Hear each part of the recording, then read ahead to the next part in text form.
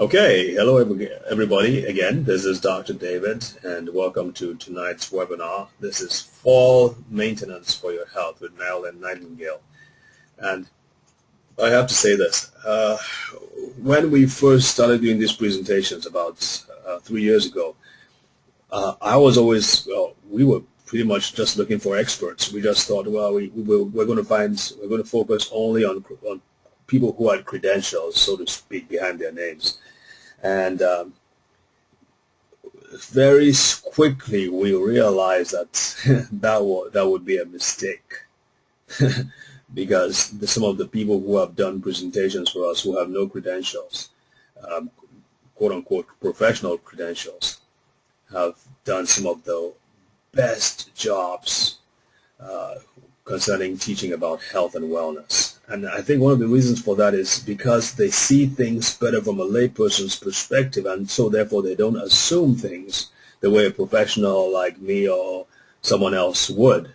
And so they have done their due diligence and they've studied these fields, the fields in which they speak about, and therefore they are able to relate more effectively. And I can give you a few names. Jackie Harvey obviously is that comes to mind. She did the one on hormones. And of course Nadine Artemis, and one person who has great credentials, but who also talks about things from a layperson's perspective, obviously, is Vicky Surash, who did a couple of webinars for us on dementias and normal aging. She did a great job. But what I'm trying to say is this: we have found a gold mine in people who are quote-unquote lay people, but who have shown years and decades of experience helping people regain and improve their health. And I'm not sure if Marilyn can be qualified as a layperson because she has had 30 years working in the natural health field, but we are so glad to have her anyway.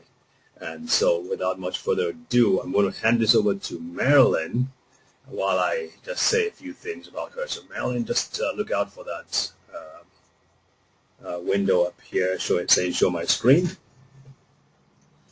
And I want to say this really quickly. Marilyn has had about 35 years experience studying health, studying how things work, studying how the mind and the body works. She has gone into everything from aromatherapy to iridology, to, I'm sure she's going to tell you more about what she does, to herbal medicine. And so I think I'm just going to hand this over to you, Marilyn, and go ahead. I think you should actually accept that you've been made the presenter. Do you see it? I put the screen down in the middle. Okay, well, click on Go to Webinar, and that should come up. And look out for the window. Okay. At the bottom of your screen, you should see the Go to Webinar. I did. I clicked on the Go to Webinar. And what are you seeing right now? Just my screen. Okay. All right. Well, I want to take it back. Now, did you see my screen before this time? Am I not coming through? No, you're not. Here it says Go to Webinar. Sherry Plett is made for presenter, and I'm hitting OK. All right. I took it back. Now I'm going to give it back to you. So look out for that. Do you see okay. it? Do you see it? Okay. And I'll click the little red arrow, the little red X. Yep. I should have it, right? Hello, I'm Marilyn Nightingale. Marilyn, we still don't see it. I'm sorry. Go to webinar. You should, do you see show my screen anywhere? Show my screen, I do not see anywhere. Okay, I want to take it back again. Now look out for, in that same place where you saw Sherry Plett has been made the presenter.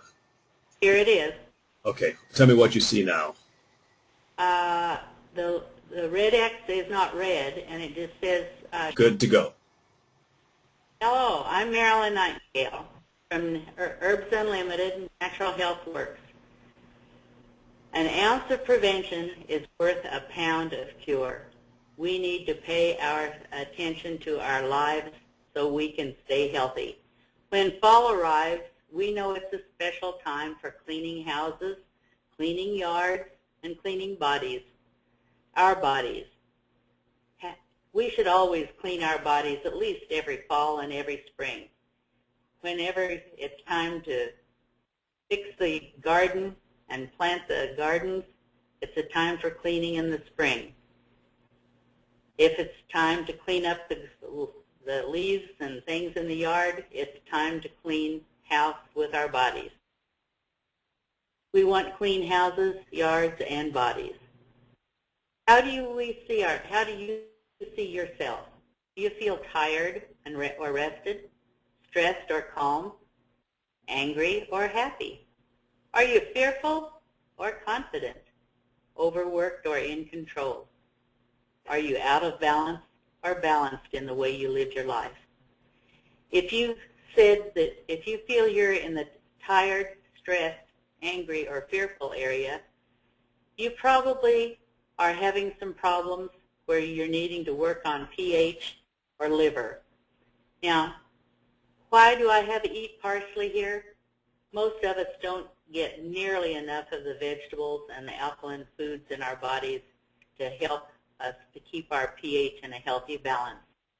And parsley has been used for many, many different problems: bronchitis, chills, colds, colic, colitis, diarrhea, digestion, dysentery, fainting, fever, flatulence, gas, flu, influenza, gastrointestinal problems, heart palpitations, nausea, nerves, as a stimulant for the stomach or for vomiting. It's used for many, many things. All of your green fruits and vegetables have a lot of chlorophyll, and it's very healthy for us.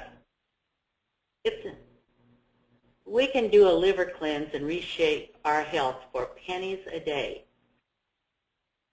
I have started using a tonic, a liver tonic that costs about 20 cents a day. Instead of $30 a month, it's about $10 a month. And it literally is making big changes in the lives of the people I work with. The liver is our controlling organ. It secretes vital digestive juices that help properly digest food and cleanse the blood. It's the only organ that can rebuild and regrow itself if part of it is removed in surgery. With the help of our liver, we naturally expel toxins. A healthy liver is also the secret to weight loss. Our fat cells are loaded with toxins. Now, if our liver is healthy, it will allow the fat cells to break down and dump those toxins into the body to be expelled.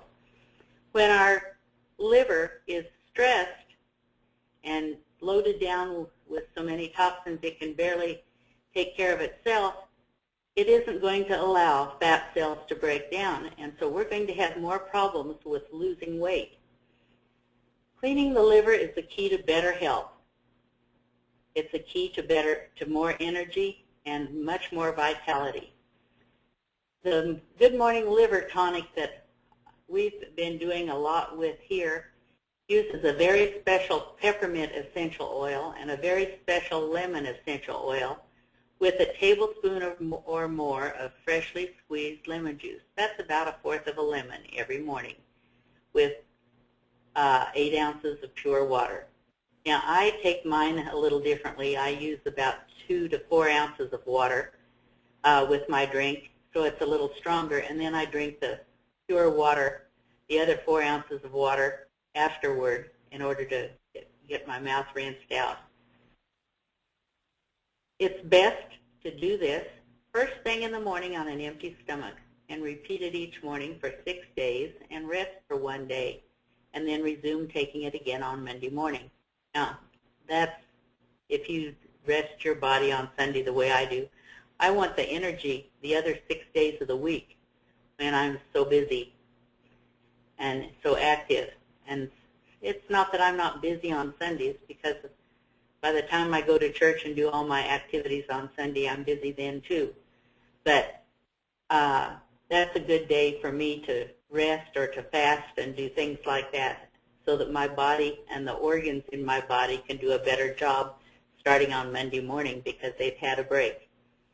In addition to this morning ritual, drinking lots of clean water, as well as eating liver-cleansing foods on a daily basis, such as organic eggs, fresh vegetables such as broccoli, kale, garlic, and ginger root, help support metabolism and reduce toxic buildup. Now, you notice the kale that I mentioned there? Kale has been found to be probably the most nutritious of all the greens that you can find in the grocery stores. It is absolutely a powerhouse. And the ginger root helps with the digestion. And so it makes a wonderful drink. Marilyn? Yes. Are you going to tell us why kale is the best there is out there? I don't, because of all the vitamins, minerals, and nutrients in it. It just has more of everything that broccoli and spinach and all your greens and your parsley and all those things have. It's just more loaded with all the magnesiums, the A's, C's, and all that. It's interesting. The vitamins and minerals. It's just a powerhouse. Now, this picture here of the lemon, that's a morning drink. The lemon and the water, or the lemon tonic with the essential oils in it that I gave you. And to me, to look at that lemon in the morning is just like knowing that the sun is going to come up and shine, and it's going to be a good day, because that lemon drink makes me have more energy all day long. I can work harder and longer and better when I start my day with that lemon drink. Lemon juice is the richest source of vitamins and minerals known to man among the citrus fruits and some of these things. Now, I found this about lemon juice. It says it was the richest source of vitamins and minerals known to man. I don't know if that was before kale, because I think kale said the same thing. But lemon juice benefits bile formation and is essential for optimal fat metabolism. In order to get the fat to break down and reduce those toxins, lemon juice is very helpful for that. It helps to regulate the liver. It promotes peristalsis and keeps the waste moving along for elimination, and encourages tissue building. Lemon juice strengthens and energizes the heart. It stimulates and builds the kidneys and the adrenals. It's amazing how many people have adrenal problems and aren't even aware of it. Quite often, if you hold somebody's hand and you feel a shaking in the hand, or or they can't hold it steady, if you're pulling a little bit on it for tension, you know that the adrenals are shot. And our adrenals are responsible for our fight or flight mechanism. They give us the strength to fight if somebody's hurt in an accident. Maybe it would give you the strength to pick up a car so that you could get somebody out from underneath a bad accident or something like that. It gives superhuman strength when needed. But it also will help you run if you have to run to get away from something. Our adrenals are very important. They're those little things that sit on top of the kidneys back in the back part of our body. Very important. And with the lifestyle, so many of us are living where we're not living a balanced life, and our body, mind, and spirit isn't well balanced. Those adrenals are just being terribly abused. Now, the lemon juice helps the oxygen build the vitality in our bodies and gives us more oxygen in the blood. It gives us calcium to strengthen and build the lungs. The sodium encourages tissue building. Now, when you're told, it's amazing how many people are told to take sodium out of their diets because there's liquid buildup, fluid retention in the feet or the legs or other parts of the body around the heart. And quite often, it's amazing, those people are sodium deficient. And if they were given a good sodium instead of the sodium that's in the grocery store that has been heated to over 1,800 degrees in order to be processed and purified, if they were given, say, kosher salt is only heated to about 500 degrees, and so it doesn't harden the arteries the way the other sodiums do, the salts. Now, if you get the pink salts from some of the places where you can get the pink salt, those are the high mineral salts, and they're fabulous. And we use I use the pink salt a lot. And when we give somebody the pink salt that's so high in the minerals, the fluid buildup will go away from the legs, the feet, around the heart, and the different places where people are having a lot of problems with swelling and inflammation. Marilyn? Yes. How do you know if someone is deficient in sodium? Through muscle testing and kinesiology. If I was a doctor, we'd call it kinesiology. Where I'm not a doctor, a licensed doctor, I call it muscle testing or QRA testing. You know, I've never heard that before, that people are deficient in sodium. I would have thought that is one of the most abundant. You can be deficient. Any vitamin or mineral is out there, and we can test them all. It's fascinating. It's just like when I first got started in this business, I found out that when I found out all the points that I could test, and I knew sugar was harmful. And what's interesting is I could test somebody, and they'd be strong in a lot of them, and then I put sugar in the hand, and they'd be weak in many, many, many of them. And you can put, it's kind of interesting, the things that I learned with some of those tests. And when you take sugar or wheat or anything that has been refined, there are a lot of vitamins, minerals that have been taken out in the refining process.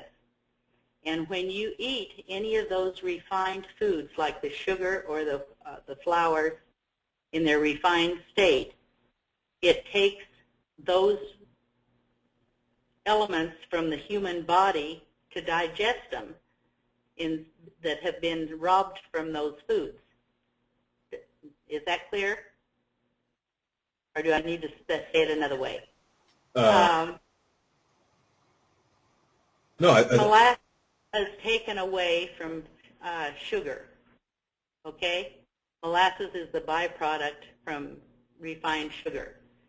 And if I put sugar in someone's hand and it shows weaknesses in the areas where the food has been, the nutrients have been taken away, and I put the molasses in their hand or against them or in their lap or something and test, they will be strong again. Is that making sense? Yeah, sure. Yeah, that makes sense. That works. But it's just amazing how we rob ourselves of so many of the nutrients that we need just because of the way we're eating processed foods that we really should not be eating. We should be eating things in more their whole state in order to stay the healthiest that we can be. Now, the lemon juice also is a good alkalizer for blood pH to get the blood to a healthy level, the pH to a healthy level. And I just cannot get I can't get to the next screen. Try right-clicking on the screen and selecting next. Let's see if that works. Right-clicking.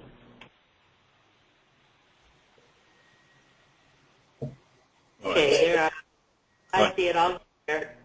Thank you. Yes, ma'am. Lemon juice, the iron builds the red corpuscles. The lemon juice cleanses the blood plasma. It aids the thyroid for deeper breathing, so we breathe deeper. It helps dissolve and eliminate the mucoid plaque from the digestive system. How often you get up in the morning and you cough and you have all this mucus that you're eliminating and everything? You take your lemon juice and water, even without the essential oils, and it's going to help dissolve and eliminate that plaque from the system and throughout the body. The lemon essential oil, now we're at not just the lemon juice, it's the essential oil, encourages bile secretion, it supports bile flow, aids liver function, boosts the metabolism, and reduces the toxic buildup in the fat cells.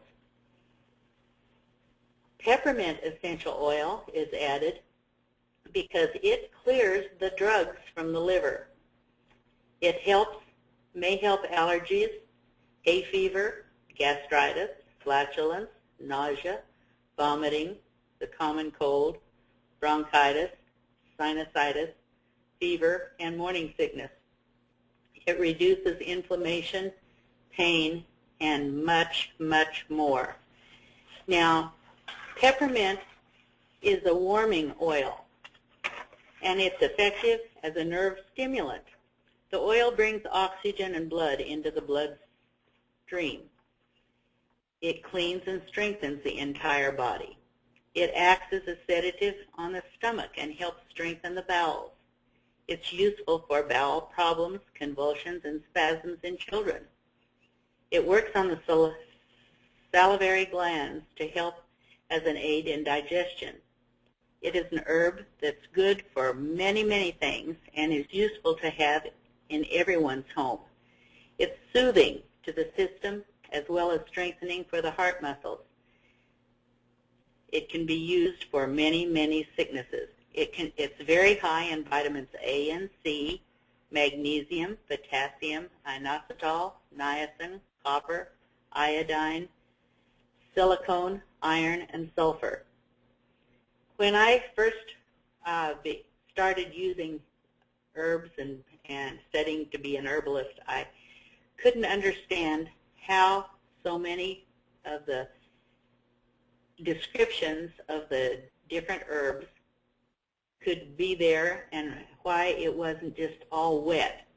That's my opinion at that time, because I thought there's no way they can be good for everything. Everything can be good for everything. Well, what I didn't see in those days is that where peppermint is high in vitamins A and C,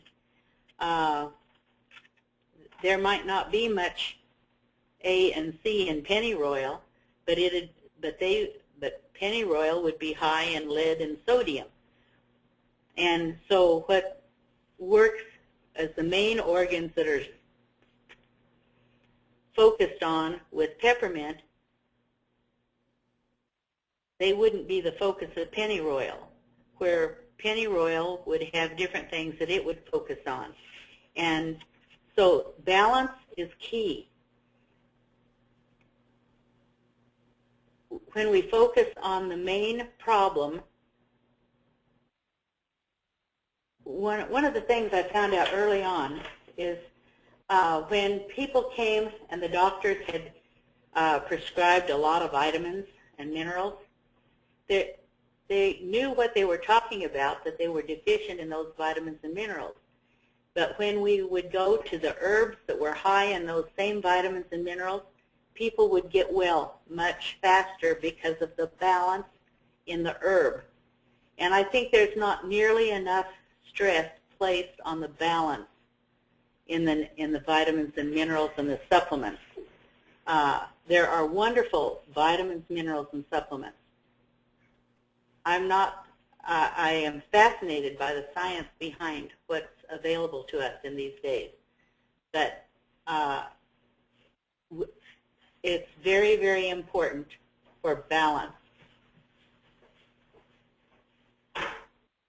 One of the next things I wanted to talk to you about is just like I gave you a tonic recipe there for the liver, a tonic that I give when people call with upset stomachs and nausea and vomiting, that I tell over the phone and that usually takes care of everything, is to just take 1 little teaspoon of soda in an 8-ounce glass of water and stir it. Take a teaspoon of soda water at 5-minute intervals 3 times. That's approximately 1 tablespoon of that 8-ounce glass is all you're going to use. And before you're finished, or soon after, usually the stomach will be settled or its offender will be eliminated. Another one that I didn't write down and just thought of is ginger. A little bit of ginger in hot water to make a ginger tea often will settle the stomach. Ginger tea also is good for anyone that has problems with motion sickness, car sickness, and things like that. And when you go on a cruise, take your ginger in capsules and use it. It works way, way better than the patches for motion sickness. Another recipe or tonic I use a lot over the phone when people call for diarrhea is a teaspoon of sea salt in a quart of body temperature water. You mix it and stir until it's totally dissolved and drink that whole quart of water just as quick as you can. And in about 30 to 40 minutes later, your digestive system from the mouth through the rectum has been rinsed out. And because it can go through so fast because that salty water is about the same saltiness of your body, so it doesn't have to be filtered through the kidneys and the liver. It just goes straight through, rinsing you out. And if you need more, boil some rice or cook some rice with extra water so that you've got some rice water to drink. That also helps stop diarrhea. Now, because I have always gotten sick really fast, and I feel like I can't afford to be sick, and so the last 24 years, I know since we've moved to Minnesota that I have not been sick, not once, where I've had to have any help with medication. And I attribute it largely to 2 things.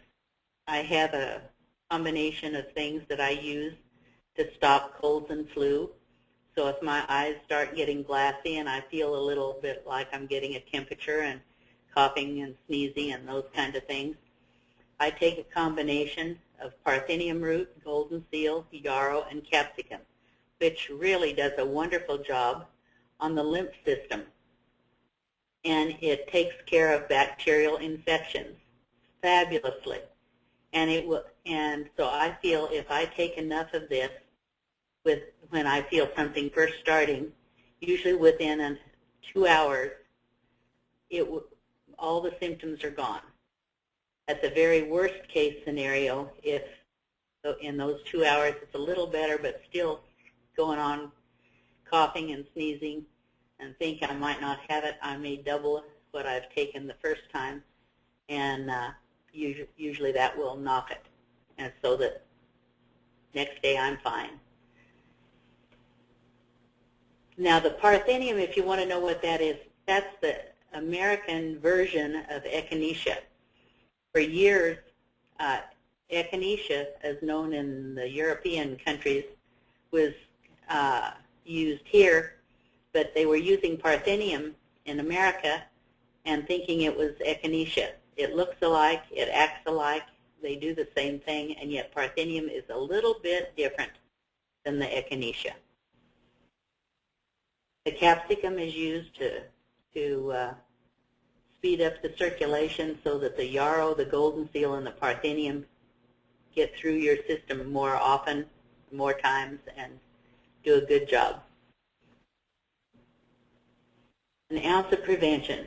In addition to the morning liver cleanse and the other little tonics, if you drink a lot of clean water and eat your liver cleansing foods daily, have your organic eggs, fresh vegetables such as the broccoli, kale, garlic, and ginger root, It will help support your metabolism and reduce the toxic buildup. We're going to talk about 10 of the golden rules of health here, and we're going to go through them in order. 1, take care of your body. Remember, repairing the body takes more than 5 times the nutrition than it does to maintain health.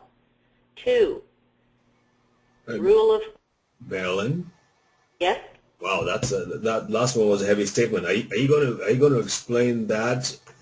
I mean, I'm sure most of us have never heard that it takes 5 times more nutrition. Is there any way you could elaborate on that, or are you planning on coming back to them one by one to go over? I wasn't going to, because it would take quite a bit of time. But when you're, the nutrients you need to maintain doesn't take very much. But if you're repairing the body and getting it back to optimal health, it's going to take more than 5 times. It might take 10 times. You know, that's why it takes so much more of certain of the herbs to fix the liver, or more herbs to fix the pancreas. You know, when you heal something, it takes extra. Right. And I just don't know that this is a rule of thumb for them to start thinking about. If you don't understand enough, we can always come back to it later when it's all over. But if you don't think something is right, put it on a shelf and hold it until you get a little more knowledge and you can accept it. It cost me 5 years of my life. Well, no, it was more like 10 years of being able to help people with iridology, because when I first was told I didn't understand something, and looking at a few people's eyes, I thought, oh, that's nonsense, and nobody can tell all that from here, from looking at the eye. But then the next time, about 10 years later, 8 or 10 years, I don't know, I was introduced to iridology. The missing piece was placed in my head, and it was like the lights came on, and oh, what a blessing that has been, working with people. It's like I had a guy come one day, and when we were finished, he says, "Can I bring my wife?" And I said, "Yeah." And when he brought her, he wanted to know if he could come along, and they hadn't been in. I hadn't been working with her but a few minutes, and she had filled out the paperwork, and I was looking at it, and I said, and I looked at her eyes. I always look at quite often look at people's eyes to see if I can see anything that might be an underlying cause of some of what's going on. And I looked at her, and I said, you know, in looking at your paper, I said, and in looking in your eyes, I'm surprised you don't have something showing heart problems. And I said, but if you were having symptoms of heart problems, it's probably from a pocket I see that is showing up in the eye that's real close to the heart, where you'd probably be getting toxins from the colon affecting the heart. And she gave a gasp and looked at her husband, and I says, now what? And she says, can I tell her? And he says, yeah, go ahead. And I didn't know he was a doctor until that time. And she told me that they had an x-ray in the car. They spent a year trying to find out why she was having some of the symptoms she was having. And they were finding nothing wrong with her heart. Well, it wasn't the heart that was the problem. It was the toxins from the colon that was causing the problem. And that was shown on the x-ray in their car. And it showed up in the eye. So there's a lot of different things that I use as I work with people. I don't take any one thing and say that's the cause of things as a rule. Does that make sense? Yes, it does. Very interesting. Okay. Okay. If you want to run through it, that's fine. We'll wait until you've gotten through it, and then, folks, if you have your questions on on any of them, just type those questions in, and we can discuss them afterwards. Now, number two, a rule of thumb to follow is, and to remember is, if you're healing from the inside out, or if you've got a problem, think of it taking 3 months to rebuild your body back to the level it's supposed to be, and maintain it long enough for your body to maintain that healthy status for that organ, because you don't want it to get weaker again and go back to where it was when you came to start it. And if you don't take something long enough, the body won't maintain it. And so you think 3 months minimum plus a month for every year you've had that problem. So if you've had a problem for 3 or 5 years before you come see somebody, add that 3 to 5 years as 3 or to 5 months onto the 3-month minimum for healing. And stop poisoning your body as number 3. Have you ever had problems getting something to go down, like a pill? It just, every time you tried to take that pill, you gagged, or it didn't want to go, or some food that didn't want to go down. When that happens, that gag reflex is telling you, don't take it. You've either got an allergy or there's something wrong right then that you shouldn't be taking that food or that pill. If you have a lot of fear in your life, and a lot of people come with fear, that's an indication that the liver is very stressed. And now in the city where I live, we have a lot of chemicals in the water. We have over 100 chemicals in the water just to make it pure enough to get it to our house so we can take it. And part of those chemicals have been added to hide the taste of the chemicals. More chemicals are added to take away the smell of the chemicals. The more your water tastes really great, it probably has more chemicals than the water that doesn't taste so great. There's chemicals in the food that we buy that are prepared foods. The skin care, the things we put on our skin, the hand lotions, the body lotions, chemicals, cleaning products. We put, when we take our showers in the morning, we put those hundreds of chemicals in our body. We add shampoo to our hair and add chemicals. Put rinses on our hair, more chemicals. Our cleaning products, we wash our hands, we use, if you use some of the lotions to take away the germs, they add chemicals. I use a drop of lemon juice on my hands, and that disinfects my hands. I never worry about the germs. If I am going into a bathroom or someplace where when we're traveling and it's not such a nice place, I'll wet a paper towel and put a drop of lemon on it and disinfect the sink and around it, or the toilets, or whatever, if you need to. It's wonderful for a disinfectant, and it doesn't add chemicals to your body.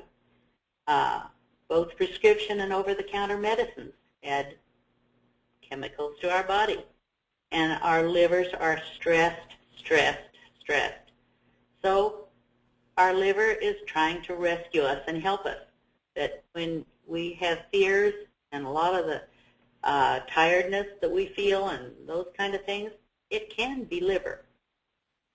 Liver is the first thing I usually treat or work with, because if the liver is compromised, so are other organs. But remember, Herring's Law is number 4, because healing begins from the inside out and the top down. It's easier to take care of, in my opinion, it's easier to get the pancreas, the liver, the kidneys, and those kinds of things to heal than it is to get the skin to heal.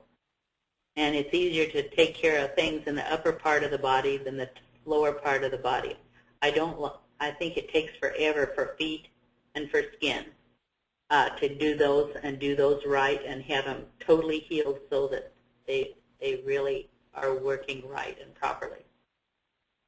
And number 5 is moderation in all things. We have all these occasions for Halloween, Thanksgiving, Christmas, birthdays, anniversaries, and other celebrations. And afterwards, how often do you find yourself with a cold or a sore throat and symptoms of flu and things like that? That's the body's way of getting rid of the excess sweets or foods or things that have been taken for those activities. Think back. Now, I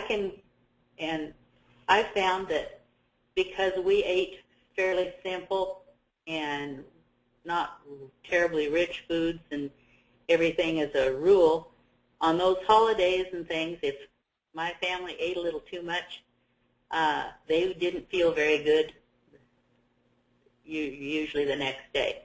And I can literally, most of my family, knowing their allergy, their food intolerances, and some of the things that go on that they eat on some of these celebratory days, I can literally have them sick within 24 hours. So, and this brings me over to the addictions. Over the years, I've found that almost every one of us have addictions. We might be overeaters, we might be undereaters, we might be alcoholics, we might be readaholics, we might be, well, think of some of the other excesses you can. You know, there are a lot of them. You can read too much, you can be lazy. They're addictions. So be moderate in all things. And we need to listen and observe. And if I ignore or you ignore the signs of how you feel, or if I ignore them on how I feel,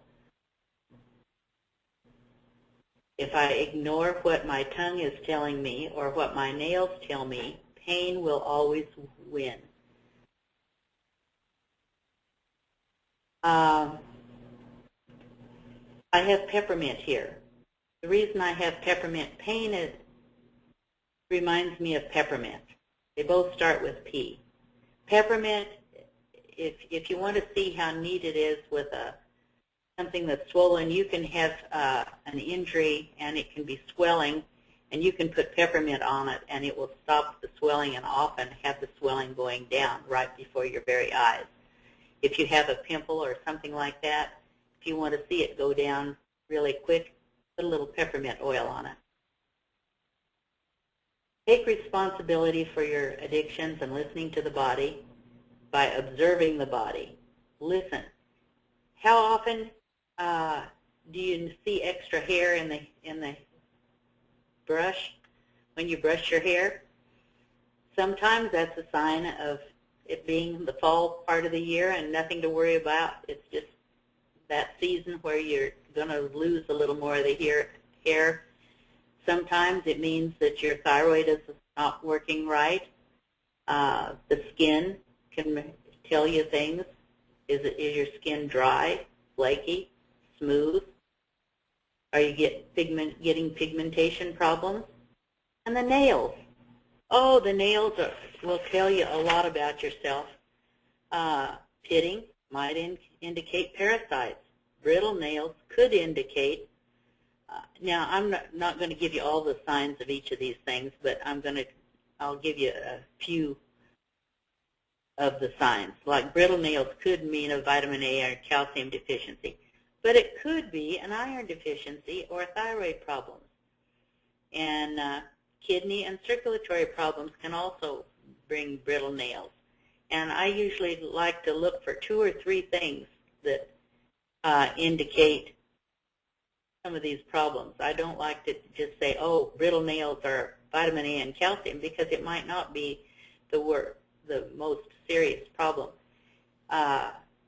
When you're working with somebody, a pituitary problem can be, a weakness can also mean that you would have a thyroid problem. A thyroid problem in certain other cases can bring about the problem with the pituitary. And so, if I was diagnosed, my body said I had a pituitary problem, and yet when I took something for the thyroid and was holding it, it might take care of the pituitary problem. So I don't need to take two things. I just need to take care of the underlying cause. And so we work with the underlying causes of the problems a lot of times, and not necessarily what you would think to be the first problem that's found.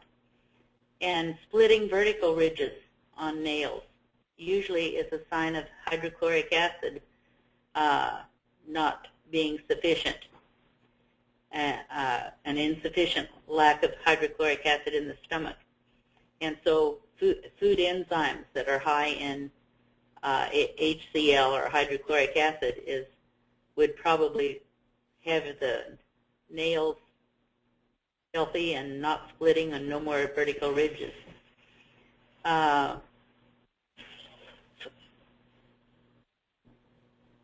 The base of the nails, are they pink or are they blue? It tells you whether somebody's circulatory system is functioning right, or if they're starting to have some problems. A flat nail could denote Raynaud's disease. Deep blue nail beds, like I was talking about a minute ago, can show that there's pulmonary obstructions or asthma or emphysema. Unusually wide square nails may mean there's a hormonal disorder.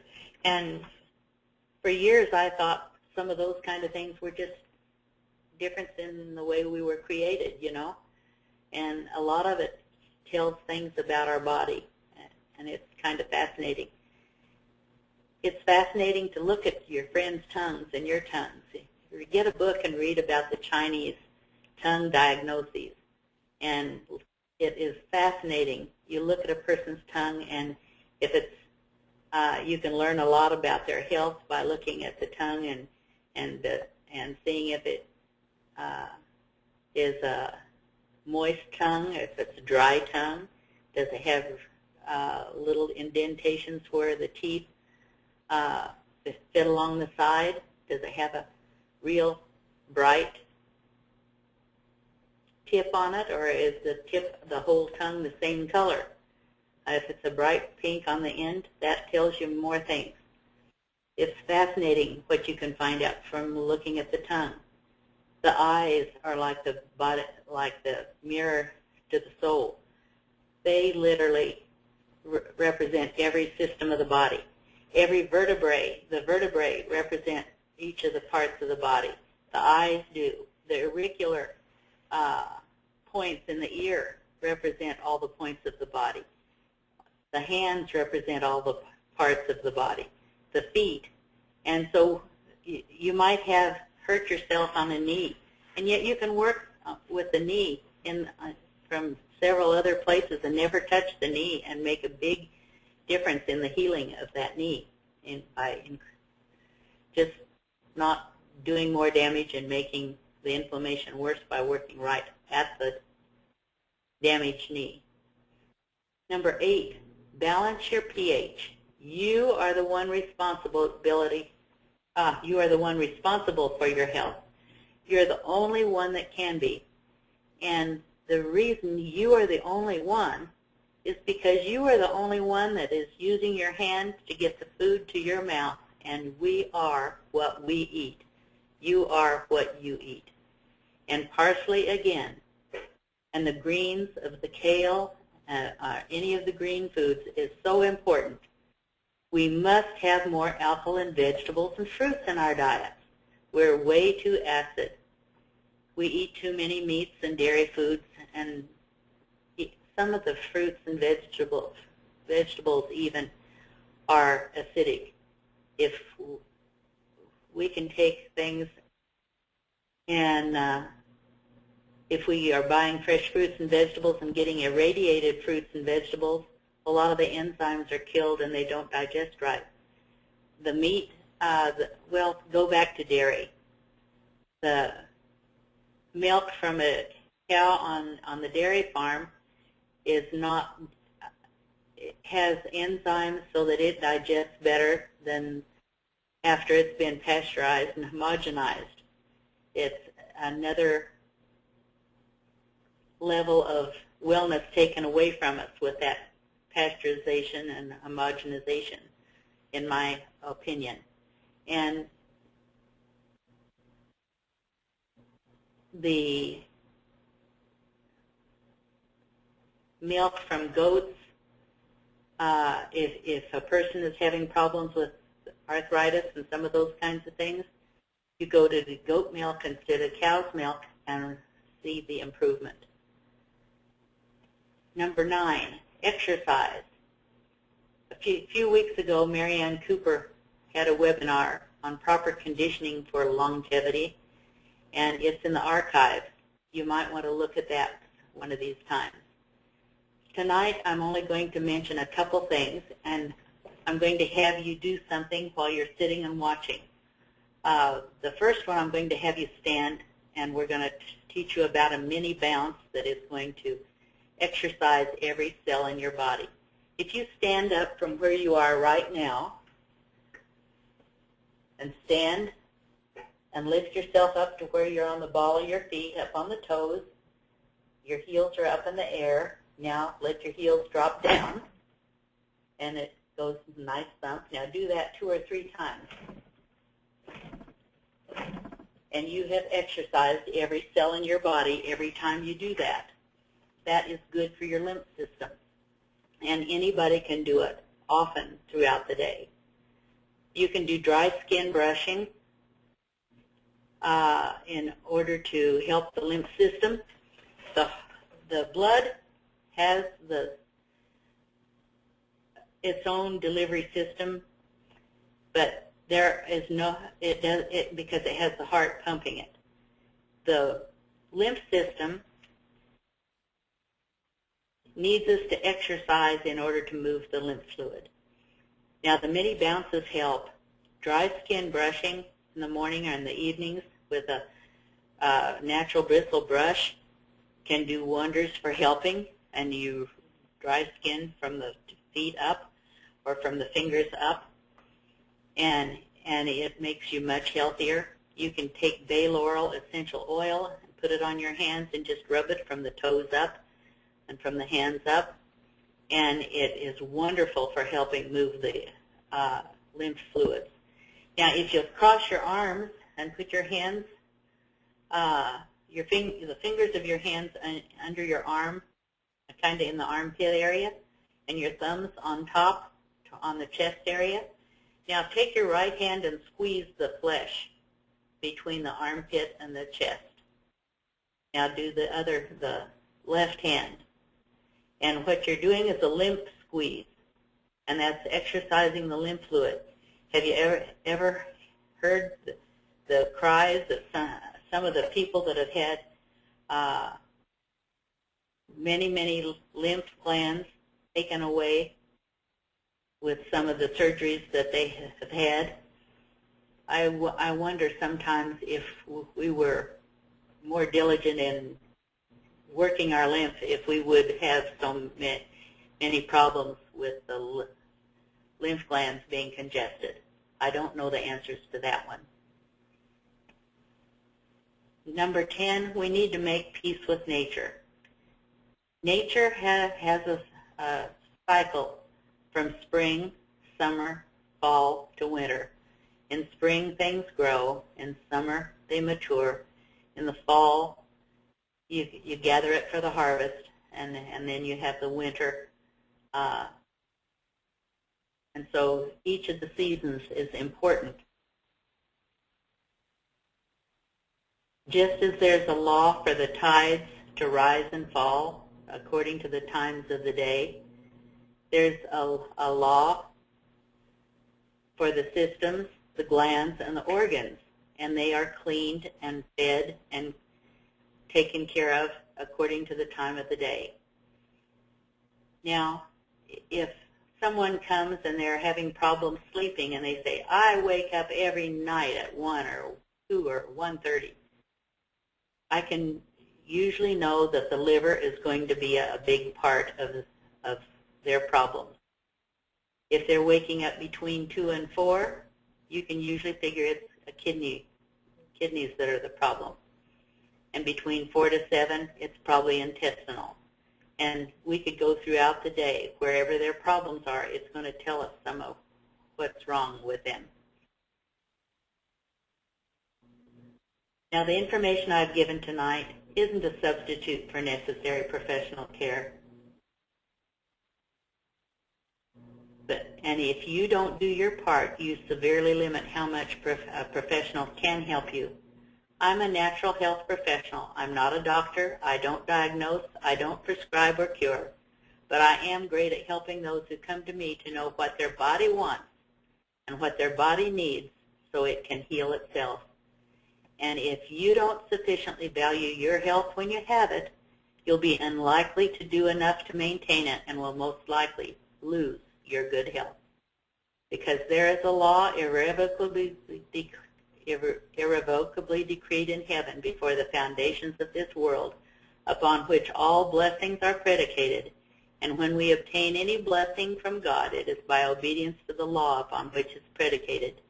You can know that if you're going to take too many sweets, your pancreas is going to go downhill and you're likely to have diabetes. You can know if you're going to abuse your health, you're going to have illness. And you're going to find that wherever the inflammation is, you take care of that inflammation and you're going to get better. Questions? Yes. This is fantastic. Thank you for sharing your wisdom with us, Marilyn. This is what I call practical wisdom in its purest form. Excellent. Great job. All right, folks. I'm sorry, were you going to say something? Marilyn? No, I'm just waiting. Okay. All right. There's a thank you coming in already. Folks, please type in your questions in the chat box to your right, and I will begin to ask them. What foods are high in HCl? I guess she's asking what foods are acidic. I guess there's a general rule where that's concerned, right? The hydrochloric foods? Well, her specific question was what foods are high in hydrochloric acid. I guess that's what she's saying. But I guess in general, go ahead. I use pineapple. Is any of the foods that are the good foods to use for digestion. You could use pineapple or something like that, but usually I use food enzymes and get the hydrochloric acid through supplements. Okay. Can sour lime juice be used instead of lemon juice, since lemons are not available in some parts of the world? This is someone from India speaking. So I did not know that India didn't have many lemons. Okay. Well, if you don't have lemons, you can use lime, but lemons work better. And I don't know the science behind why the lemons work better, but they do. Okay. So what are we losing if we use lime instead of lemon? I don't know, but I will see if I can find out. Okay. Well, Maria, you can send Marilyn an email for more information. Okay. Does the fresh peppermint work as well? I grow fresh peppermint and brew almost daily. The fresh peppermint, very good. You'd have to have an awful lot of fresh peppermint to do what a drop of peppermint. I don't know exactly how much oil is in a leaf or two of peppermint, but I know that it takes about a sack full of peppermint to make the 10, 20 drops of the essential oil. And so the essential oil is far more concentrated You can take 1 drop of peppermint oil on a toothpick, on the end of a toothpick, and touch it to a gallon of lemonade, and it will flavor that whole gallon of lemonade, and you'll have a wonderful peppermint lemonade. Wow, that's small. Hmm.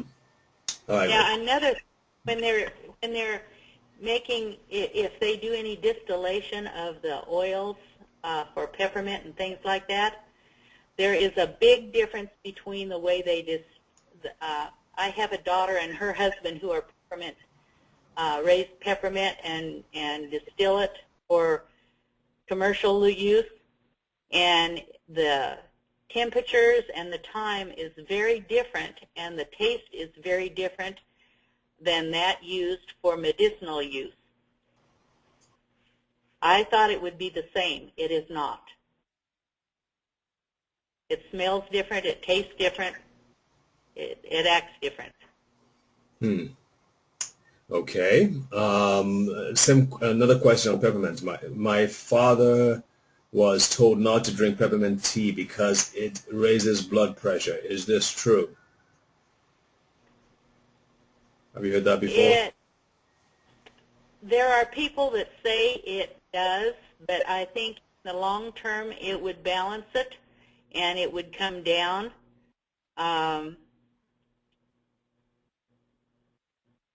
It depends on what is causing his high blood pressure, probably in part. There's a dozen different things could be causing his high blood pressure, and maybe the tea might make a difference, but I wouldn't think it would. The thing I worry more about hot teas and things like that is hot and cold stops the digestion for about an hour. But peppermint by itself shouldn't raise his blood pressure, I wouldn't think. Not enough, not to be a worry. Right, right. Okay, is there a good book that tells about fingernails as diagnostic, or I guess she means tells you how to read fingernails? Can you recommend a title or an author? Well, I've never seen a book on it, but I have books that have pages in it, and they sent an email. I could send them a copy back, probably. Okay, and your email is right here. It's right. Wait, I don't see your email. Marilyn, what's your email address? herbsunlimited@yahoo.com. herbsunlimited@yahoo.com. And that goes to you directly, or does that go to a member of your staff? Oh, that would come to one of the three of us. Okay. But they could even send it to Marilyn Nightingale at Yahoo. Okay, great. Marilyn Nightingale at yahoo.com. Excellent. Okay, if low HCl is such a problem, why do doctors so often prescribe acid-reducing drugs like Prilosec? Because, well, when people have digestive problems, they have a lot of belching, and so what's happened is because when you first eat, the food, by the time you've chewed it, is supposed to be going into your stomach with enough HCl that it's the most acid place in the body. And then it gets all the enzymes put into it, and by the time it gets to the bottom of the stomach, it should be the most alkaline place in the body. And it should all be digested pretty well into the chyme that it is supposed to be. It goes into the upper part of the duodenal part of the body, the duodenum. Now, that's the way the body's supposed to work. The medical world gives you stuff so that when your food goes down and makes gas at the bottom of the stomach, they give you stuff to stop the gas down there, and then those hunks of food go on and go into the duodenum, or the duodenal area, and create problems in the small intestine by fogging up all the villi in the small intestine. Now, in the natural health world, we give you the food enzymes that are higher in HCl to replace what you're not making in your own body, and so that your food goes into the stomach with enough HCl to digest it. So when it gets to the bottom, alkaline like it's supposed to be and digested. It just works backwards, the way we work in the natural versus the way the medical works. I think it's more healthy the way we do it.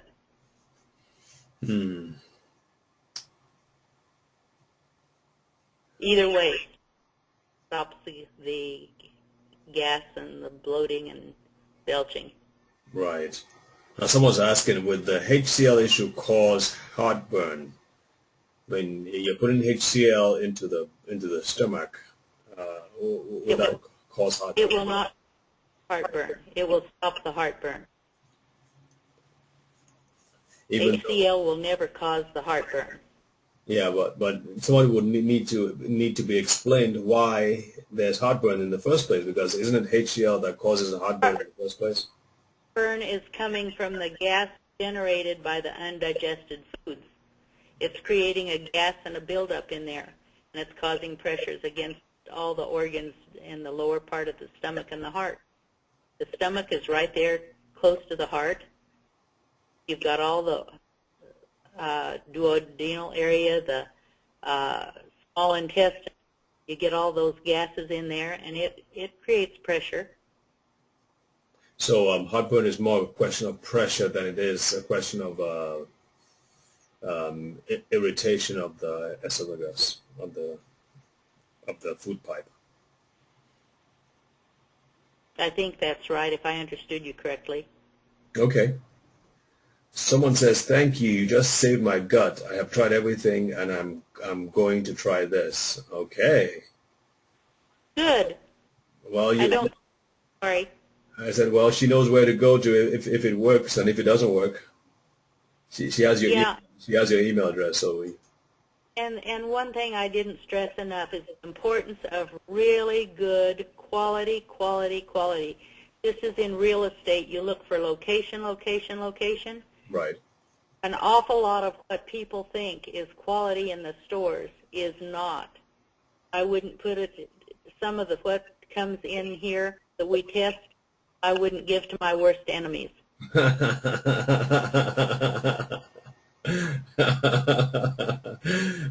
Okay, so what are you saying? What's in the stores doesn't work? An awful lot of what you buy in the store does not work. Oh boy. Okay? That's really depressing, Marilyn. I know, and you're going to get what you pay for, partly. But by the same token, just because something is really expensive doesn't mean it's good either. I had some people bring some stuff in that they paid $200 a bottle for, and it wasn't as good as mine that was $23. Wow. Okay? Dollars don't always make the difference. Oh boy. Okay.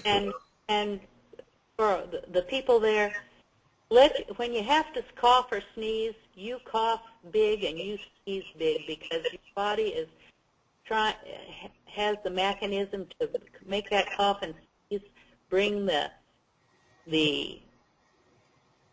product, the offending item out of the lungs and the windpipe that needs to come out, and it comes out sometimes at 500-600 miles an hour.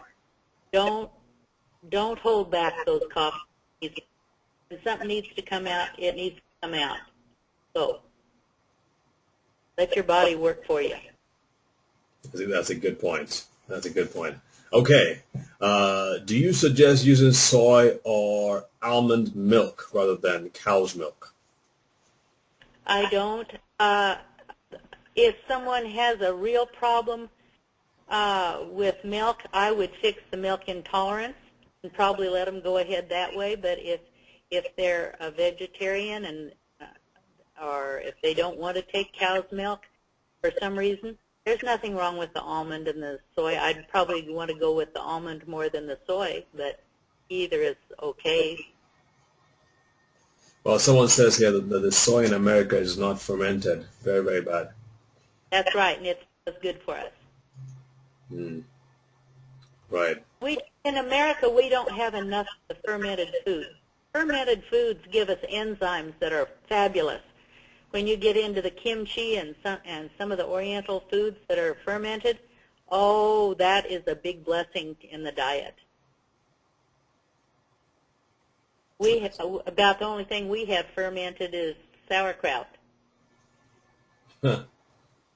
That's it. Okay.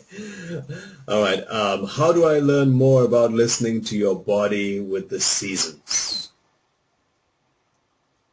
Is that like a book? I've picked up things in bits and pieces here and there.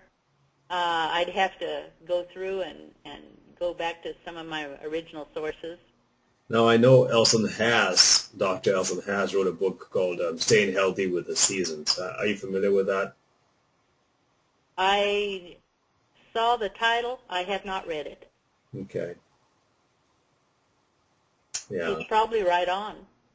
If to have titled a book that way, he probably is way more knowledgeable than me for following the seasons.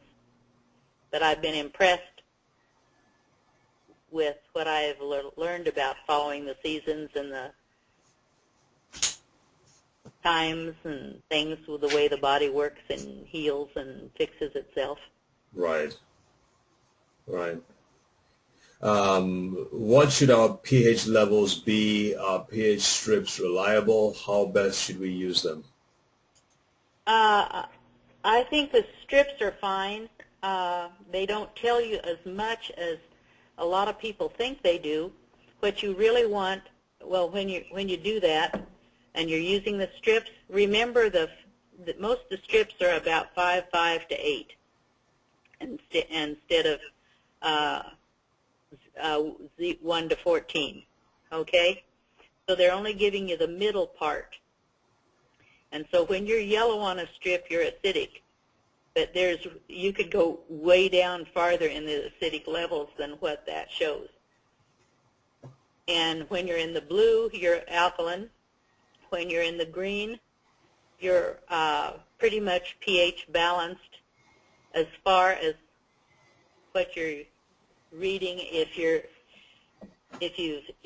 taking a test after you've eaten in the day, and you touch the pH strip to your tongue, it'll tell you how you're eating. That's what that's telling you.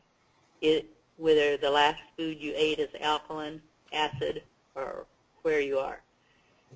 If you check when I have people check, I tell them to do it first thing in the morning with the first trip to the bathroom, and to check the urine and to check the saliva both. And the urine will tell you a little more about how the body is. Okay? Okay. The saliva tells you more how your eating is taking care of you. So you recommend a pH test on the urine rather than saliva? If you want to know how the body is. But the saliva, you can do that throughout the day, and you'll know if you're eating pretty good, okay? But I think, according to how much HCl and how your digestion runs, you can have an alkaline meal set a little more acid to the body than what you think. There are some tests that tell us a whole lot more than what the pH paper does. Yeah, but And I used to do a lot of those tests, a lot more than I do today. right. Well, but the pH paper test is probably one of the easiest things to do upon yourself. It is. Okay. All right. Do you have any information on ADHD? I guess she's wanting to know how herbs and natural substances can reduce the effects of ADD, ADHD. I've got some things that we do, but I only do that with muscle testing because I could have 3 people walk in with ADHD. Each of them will need something different than the other. We're unique individuals, and just because something works for one person doesn't mean it to be what's needed by the next. And I'm finding this more and more all the time. We are unique. Right. We're individuals, and we need to be treated that way and not as herds coming in with everybody needs the same thing. Makes sense. My nails split and break easily. I missed the beginning of the webinar. What can I do for my nails? Is this a HCl deficiency? They're split, and what did she say? They split and break easily.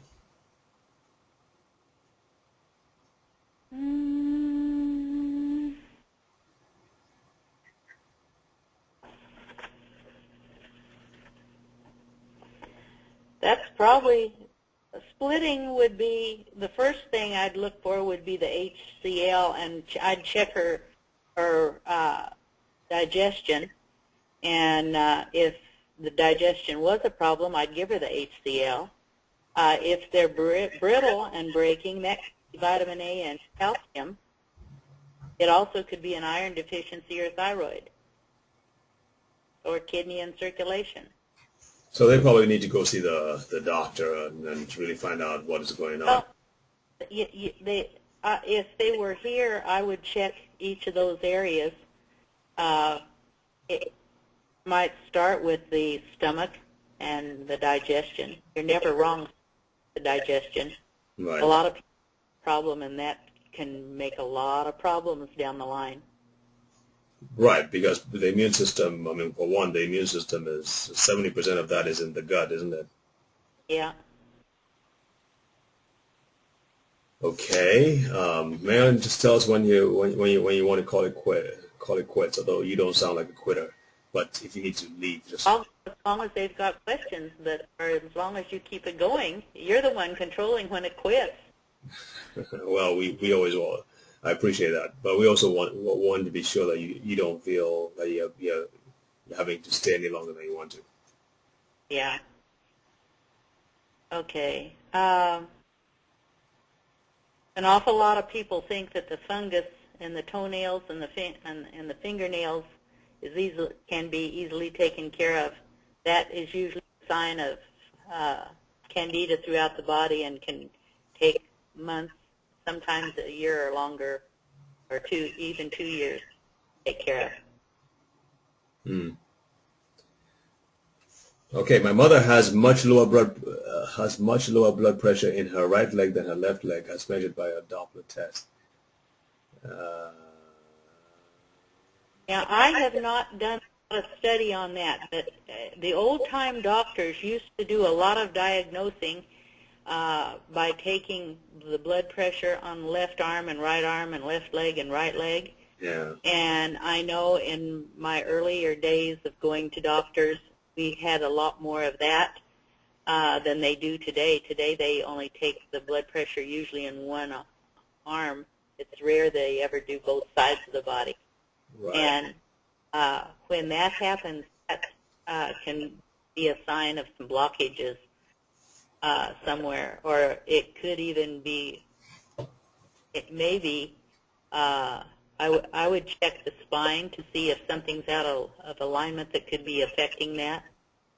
I might also check some of the areas for circulatory blockages, and I might do a chelation therapy, an oral chelation therapy, and see if that would fix that. Mm-hmm. There's several that are good on the market. Okay, and the person who was asking this question, send Marilyn an email, because we're getting into the range of things that are specifically diagnostic issues, and we don't want to have to deal with that in a webinar like this. Well, and I'm sorry, I shouldn't have answered questions. Oh, that's that the doctor has to tell you that, and we can tell what the body says, and the body's going to win hands down. It is absolutely, I have 100% trust in this body of ours. We have the most fabulous computer system in our body to help us know what's wrong, and it'll go right along with what's diagnosed. Almost, I don't know, almost 100%. If something's misdiagnosed, it won't. right.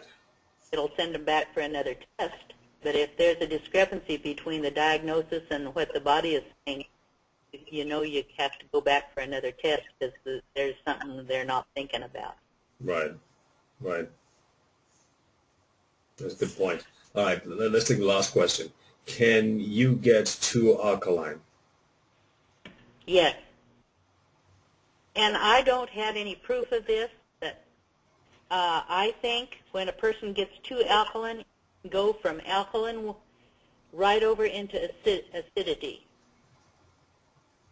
And if it goes too acid, it can flip to be too alkaline. I think it's almost like a circle. And I have not seen anybody anywhere in all my studies that says that. And yet, I've had two people in the last 35 years that would go from being totally acid to totally alkaline, back and forth in a day's time. Spontaneously? Or is it because of what they ate or medication they took? That flip. As far as I know, it was spontaneously. Huh. You know, they told me they didn't do anything differently. They were living a pretty good lifestyle and eating pretty good. Both of them were very concerned about their diets. Wow. Never seen anything like that, but twice I've had it. And I have no answers to that one. Weird stuff. Unless it's a circle. Unless it's a circle? What do you mean? Well,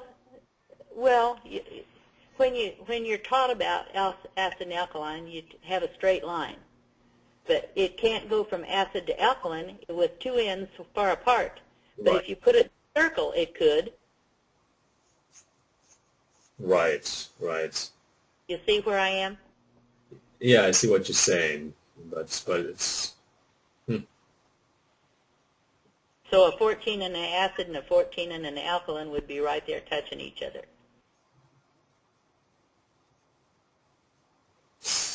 yeah, but you can't have a 14 and an acid. Well, they both go from 0 to 14 in an acid and a 0 to 14 in an alkaline.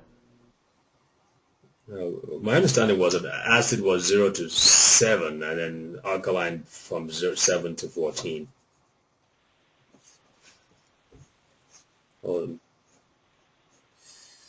Well, I guess we see this thing a little. I mean, maybe we've seen some. I see what you're saying. I'm saying it wrong. Okay. Saying it wrong. But I see what you're thinking about. It's a circle. It's enough. Yeah, I've never heard that before. But I mean, you must.